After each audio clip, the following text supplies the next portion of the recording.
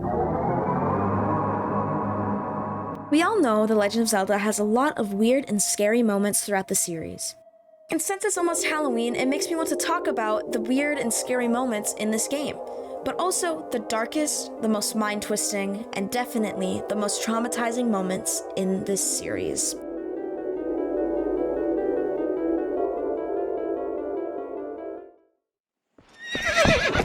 Hey-ya!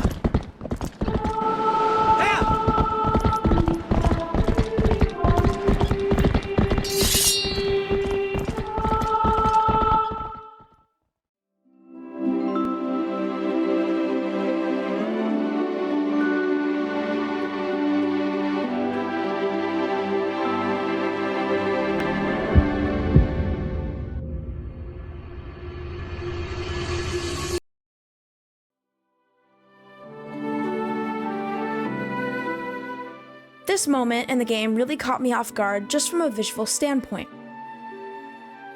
The moment the Zonai Secret Stone touches Zelda's mouth, the music cuts. The light fades and everything goes silent.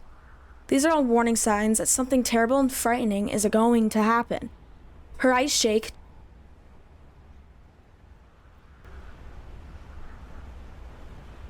Just before she is ripped off of the Hyrule soil, Zelda's vocal distress allows us to understand the weight of how painful this must be for her.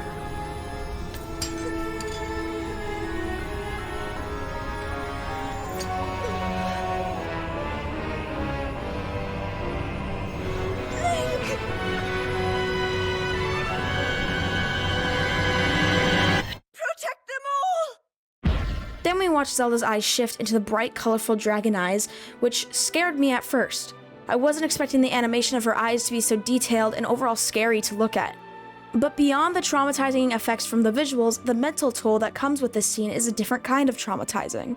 Dragonification is what happens when the holder of a Zonai Secret Stone swallows the stone. This results in no mortality for the user, but loss of self.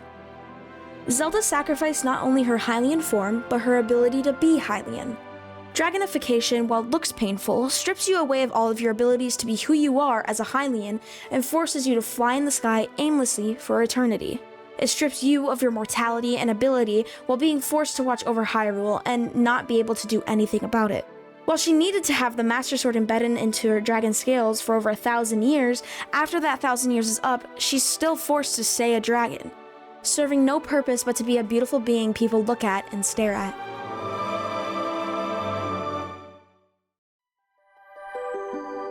I know I'm biased, but Twilight Princess is the most traumatizing Legend of Zelda game of all time. Yes, Majora's Mask as well, but I love Twilight Princess too much to say any other game is better. While there is a lot of horrifying moments throughout the Twilight Princess storyline, the background behind Queen Rutela is one that I find scary. Queen Rutela was the ruler over the Zora in this game. Rutela was alive when the Twilight invasion started. She knew the invasion wasn't going to be good, so she told her only family member, her son Rallis, to go to Hyrule Castle to be safe from the Twilight. While her son fled Zora's domain, the Shadow Beast rushed into her kingdom. She was then executed in front of all of her civilians and used as a message and warning to others that if you oppose Zant and the Twilight, the same will happen to you. We never get to see these events happen in a flashback or in a cutscene, but it is described to us through Rutela's ghost after we save all of her civilians from being frozen in the water of Zora's domain. While this scene in particular doesn't give us as much information as we may want, it allows us to understand and grasp just how ruthless and serial Zant and his Shadow Beast are.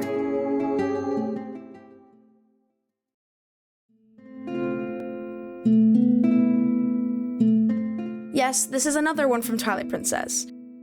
When the Twilight invasion hits, the kids are kidnapped and end up being saved in Kakariko Village. While this alone is traumatizing to think about such young kids having to face horrible beasts and also knowing that they were worried if they were going to die or not, there is something Barnes says in a dialogue cutscene that I think is scarier. Barnes talks about how he saw a Shadow Beast enter Kakariko Village and watched this Shadow Beast attack the general store lady. Him and other members of the village rushed over to help her, but when they got there were 2 Shadow Beasts instead. Thinking about how the villagers were confident enough they could all take down one Shadow Beast, and then there being 2 instead is just scary in itself. But it makes me wonder, did the Shadow Beast take the general store lady and make her into a Shadow Beast as well?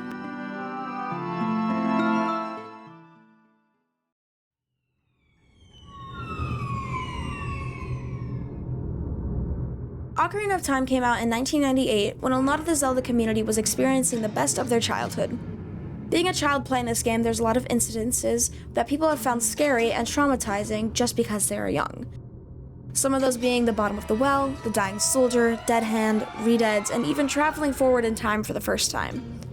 While even now these things are still terrifying as an adult, they tend to be a lot more exaggerated in the child's mind. One incident from Ocarina of Time that I think is still terrifying is the Skulltula family. The Skulltula family is a family in Ocarina of Time that was cursed by the Golden Skulltula due to the family's greed. The family wouldn't help the people of the village financially when they really needed it, and this family was well off, hence them getting cursed. Knowing the reason behind their curse is understandable, but nothing can prepare you for when you walk into the house and you see these weird creatures that are half Skulltulas and half Hylian. Mix that in with the music that plays inside the house, and it's even scarier. On top of that, when you hit one of them, they let out this devastating cry. Simple, but still scary to think about to this day. Majora's Mask, as I mentioned earlier on, is a very traumatizing game. There are a lot of traumatizing moments just with the side quests that the NPCs have in this game. Towards the beginning of Majora's Mask, we see this Deku Scrub statue. Throughout the game, we collect these masks that Link uses to transform into said mask for certain tasks. One of those masks being a Deku Scrub.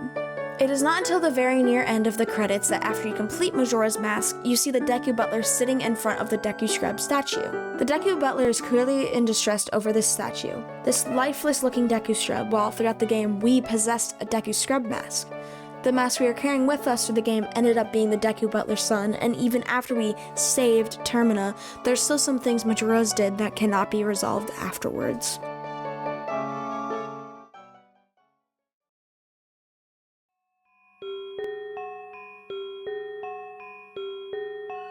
I still don't fully understand what this horrifying cutscene was trying to get across. Throughout Twilight Princess, you need to save certain regions one by one, collecting all tears of light for the light goddesses. In this scenario, Lanayru is the goddess we save. After we collect all the tears of light around Lake Hylia, the goddess Lanayru gives us a warning before we go into Zora's domain to grab the last fragment needed for Midna. This is where this infamous terrifying cutscene comes in. We know that this cutscene is a warning to Link that the power these fragments hold is dark and can easily get to one's head. And the cutscene kind of shows us what would happen to Link if he gives in to those temptations. What I don't understand is why Link's eyes turn white, who the Interlopers are, and the falling Alias at the end. Even why Alia tried hurting Link earlier on. Even though I don't personally fully understand this cutscene right now, it is still a cutscene that has stuck with me and one that has always freaked me out during every playthrough I've done of Twilight Princess. Please tell me in the comments what you get from this cutscene. I would love to know what you guys think about it and if there's something obvious that I missed, which is very possible.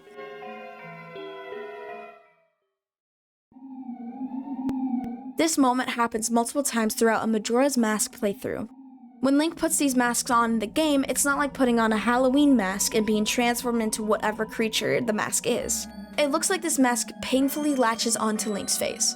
Link even lets out a horrifying scream when he puts on these masks, and that alone is traumatizing. Link had to go through this pain to save Termina from being destroyed, all while he is just a kid.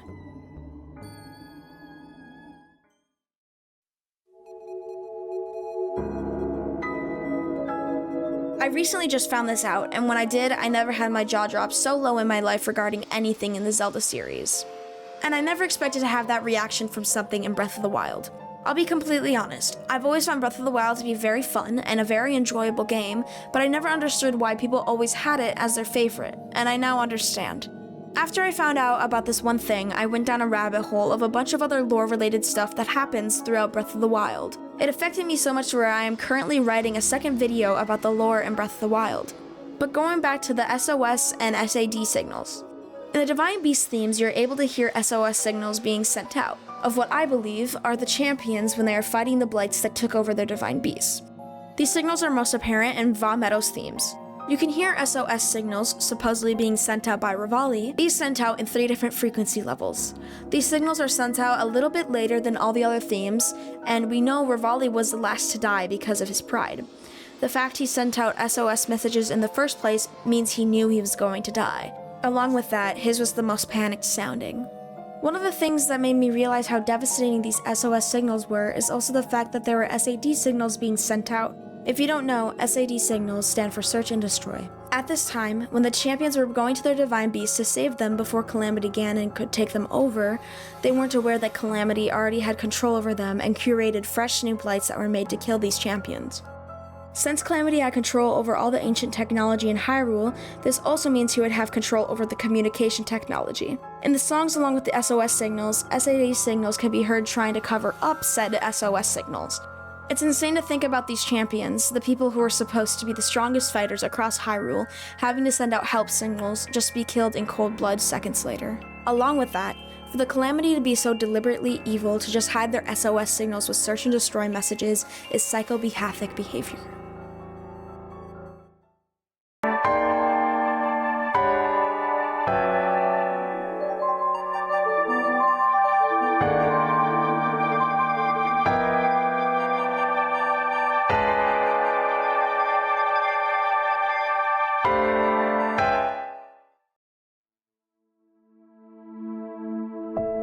Thank you all for watching this video. I really hope you enjoyed it. I would love it if you would all post comments about moments you thought were traumatizing or just scary throughout your Zelda playthroughs. Stay tuned for more content. Subscribe and hit that notification bell so you are notified when I upload. I am trying my hardest to upload more and more. I'm in my senior year of high school, and in a couple of weeks I will only have one class daily that I need to worry about. This leaves me a lot more time that I can spend making videos for you guys. And also with that comes the freedom of being 18. I hope you all enjoy the rest of your day, and I'll see you next time.